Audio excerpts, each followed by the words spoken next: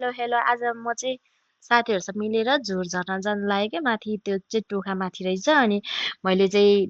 ढुङ्गे धारा साथीलाई पिकअप गरेर त्यहाँबाट गएर अनि साथीको चाहिँ बहिनीहरू नि फेरि उता नजिकै रहेछ अनि साथीको बहिनीहरूलाई नि भेटेर साथी म भएर भिडियो गर्दै फोटो खिच्दैहरू बाटोमा रमाइलो गर्दै गयौँ हामी चाहिँ बाटोमा पनि फोटोहरू लिँदै अनि जाँदा जाँदा एकतामा चाहिँ कच्ची बाटो रहेछ कच्ची बाटो भनेपछि मैले चलाएरै थिइनँ यस्तो डर लागिरहेको अनि त्यो कच्ची बाटो चलाएँ है अनि त्यसपछि अलि अगाडि गएको त झन् हिलो यस्तो हिलो थियो बल्ल बल्ल बल्ल बल्ल स्कुटर कटाएर पछि अलिक माथि पुगेपछि त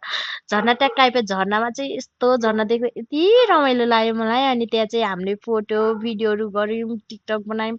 अनि त्यहाँ चाहिँ हेर्न सक्नुहुन्छ त्यहाँ फोटोहरू अनि तल फेरि त्योभन्दा अलिक तल झन् अर्कै त्यसकै अलिक ठुलो झर्ना रहेछ त्यहाँ चाहिँ हामी मजाले रमायौँ खेल्यौँ झर्नामा पानी सानी अनि फुर्सटी फेरि नक्कल पारेर थ्याङ्क यू अनि यो चाहिँ फर्किँदाको फोटो हो यस्तो राम्रो हेर्न